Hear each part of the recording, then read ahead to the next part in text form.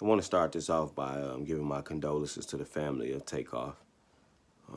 The people that's been there since day one, the people that are really going to feel the loss of this brother. His family is those people, that knew him before he was TakeOff of the Migos. So I want to give my condolences to them. Now, let's get into the realness. Here we have another young, dead black brother. Yeah, this brother wasn't even 30 yet. And what I'm upset about and what I'm mad about, and I'm going to talk about a few things in a short time, but what I'm really mad about and upset about is how he died. And it's the common way. It's what we have to expect as black men, sadly, that we may die by the hands of another black man, even in this case, if it's accidentally. See, I want to touch on a few things and the things that's out there, so I'm just going to grab hold of the things that's out there. If you guys haven't seen it on social media, it's been floating around. There are posts that's saying that, during the dice game, I guess it was going one way and Quavo felt some type of way, and someone pulled a gun from Quavo's camp and began to shoot wildly, and he's the one who allegedly shot TakeOff. And then you had someone else from the other side pull their gun and return fire, and he's the alleged other person that shot TakeOff. I don't know. I wasn't there. I'm just going on all this alleged stuff. But what I do know for a fact is that another young brother is dead. From what we know, this was a multi-millionaire brother. So he had the ability to take his resources and do something with them. I'm saddened that he didn't get that chance. Real sad that he didn't get that chance. Real sad that, I'm making a video reporting on the death of a young black man. But here's what I see that's wrong. And here's what I see that's going to continue to keep us down regardless of how far away from the ghetto or the hood that we get. No matter how much money or how much we call it success that we get, here is what's going to keep us held down. That bullshit nigga mentality. That street nigga mentality. That I want to show that I'm a real nigga mentality. I can go out and be amongst the people just like a regular dude. I don't need security. I don't need this. I'm regular. In fact, if you go look at Quavo's Instagram, I don't know if it's still up or down, but they actually had guys who was local riding around with the strap on the seat. Think about the seeds that we're planting, people. Think about the seeds, because you're going to hear me talk about seed planting a lot, because it's what it comes down to. The type of seeds that we are planting. No, Migos wasn't drill rappers, or, they didn't have a lot of killing in their rapping, but they did talk about putting brothers down. They did talk about, taking other brothers out, killing other brothers. See, those are seeds of death. Now let's get back to the whole environment, Now you're down, you're out in another city. Instead of having paid, hired security with you, you rather go to the hood. I don't know if it was J. Prince Carl or J. Prince Jr., but everybody wants to be so hood, so real. So you go and get these guys who are not professionals, who are not paid professionally to shoot if something go down. And then, not to mention that, you decide to take yourself and your presence to a dice game? You mean to tell me that I suspect these guys are multimillionaires. A dice game? If you want to shoot dice, you would think that you would actually go to the casino.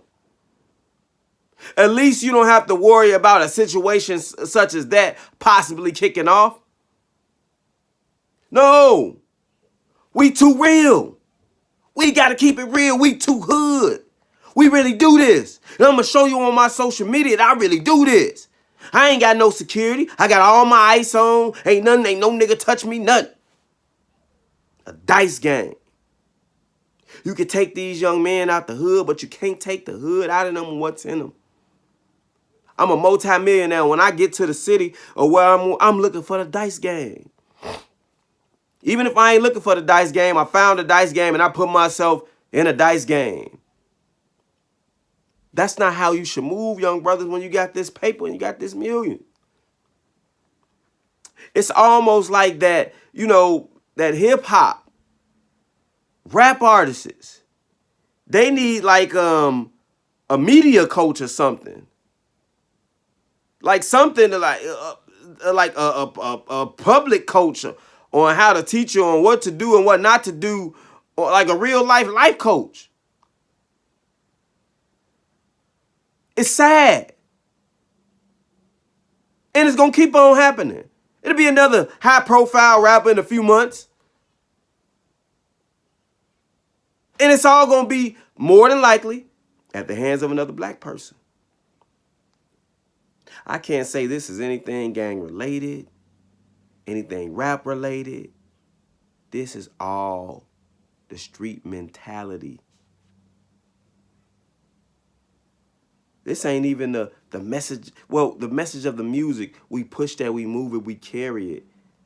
It's we plant the seeds with that because we try to live by it. This ain't even that. I will say this.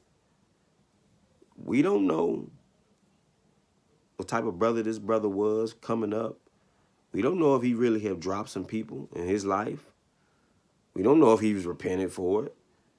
We don't know. He could be really like that. We don't know. So when these rappers die, you know, oh man, rest in peace. Yeah, rest in peace. Oh man, that's messed up. Yeah, it is messed up. But we don't know these people's lives. I think that the thing with King Von has shown us that a lot of these rappers are really doing a lot of the stuff that they say they're doing on their records. Now, I'm not saying this is, was TakeOff life or any of that. But what I'm saying is that look at the surroundings, look at the environment, look at the people that you have associated yourself with. You guys should have had armed security because you are actually big. You guys are big. The Migos are big. Y'all big overseas. Y'all should have armed security every time y'all go out somewhere. Now that's some real stuff right there. That's keeping it real. You feel me? Y'all shouldn't have been at no dice game.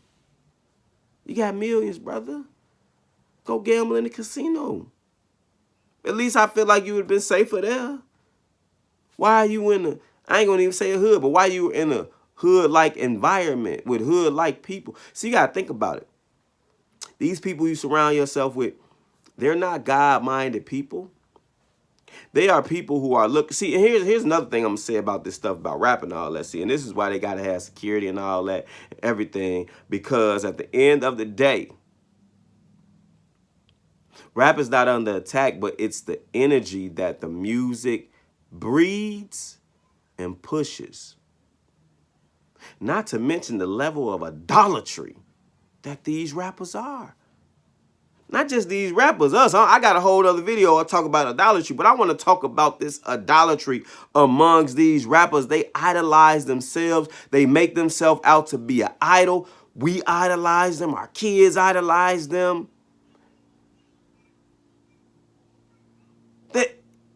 It's idolatry. So a lot of time, God is allowing our idols to fall right before our face. Because we believe these people are invincible or untouchable. We believe just because they got money that they are good people. We believe money equals good. And that's far from the truth. We believe money makes you invincible. Rest in peace to Kobe Bryant. It was shocking. We lost Kobe. He's a multimillionaire. How we lose it? Everybody's gonna die. But when these rich people that seemingly got it all, and they got all the money and all the resources, they seemingly got it all together, and they dying like this in front of us, and especially these rappers, they getting shot down left and right. Where's God? God is right there with his hands wide open saying, turn to me. But they're too filled with too much idol worship and idolatry and idolizing themselves and the idol mentality and, about I could go wherever I want to go. I'm a hood nigga. I'm a street nigga. I'm a real nigga. Ain't no reward in being a real nigga, man. You're going to die trying to be a real nigga. Ain't no reward in that. Be a solid man. Know how to remove yourself from certain environments. Know how to Distance yourself from certain people. I can't show up in a place with a bunch of gangsters with me talking about protection and then something go down and it go left and I'm on the losing end of it and I lost big. I showed up with gangsters with me who have no God mentality, who are not looking for peace, who are looking and ready to pop some shit off, even if it look like they the ones that's in there looking at the other dudes on the other side like, what these niggas looking at? Real gangsters from the streets with gangster mentalities that just want to fuck some shit up. That's what they're there for. So I can't be walking around or at these places with these people as my security feeling like that it's okay. I'm keeping it real. Nah, man, you asking for trouble. The seeds, the people, the mentality of the people. But we think it's all fun and games. We think it's a joke. It's all cool until somebody laid out, stretched out dead from gunshot wounds by the hand of another black man. And yes, I do want a kumbaya. I do want us all to wake up. I do want us all to love. And this is why it is our responsibility to really, for real, get the love of God in us so we can go out into our communities and spread the love of God so we can stop the madness, the hate, the violence, the killing. There ain't no other way.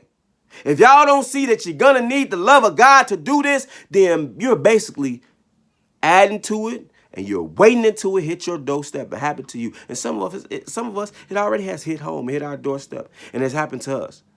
We're just waiting for it to happen again because we ain't doing nothing. Again, my condolences to this brother, family.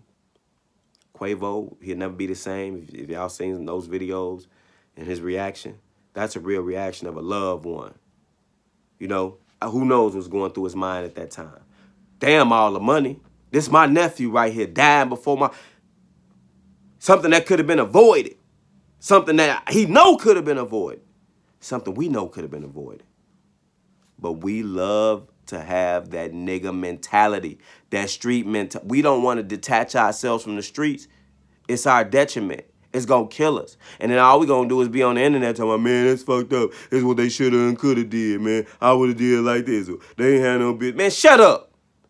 Unless y'all going to join the fight to tell black people and say black people need to denounce ourselves from the street and this street mentality, any street codes, any street shit, then y'all are still going to push this. Y'all don't care about black people dying. I bet you people ain't gonna even try to come forth and tell what happened, give statements. You know why? Because we ain't trying to be snitches. We ain't working with the police. Here go a man that's dead. Father, son, nephew, uncle, cousin, whoever. Dead. Ain't nobody gonna want to come forth. They gonna want to handle it in the streets, find out who did what, but who's the other guy, you know, that shot? Because if he really got shot by his homeboy, I mean, that's even sadder. Again, young brothers, I'm saying this I want to say this to the rap world, to the hip-hop community, because I grew up on this. I'm coming for y'all. I'm coming to help you, brothers. I want to help you, bro. I want to show you, brothers, what love really looked like from another black man. I want to show you, brothers, how to love each other, how one black man should love another black man. There ain't nothing wrong with it. I want to introduce you, brothers, to the love of God, not all this idolatry, not all this self-idol and all this self-worship. I'm coming. I'm coming. Hold on, brothers. I'm coming.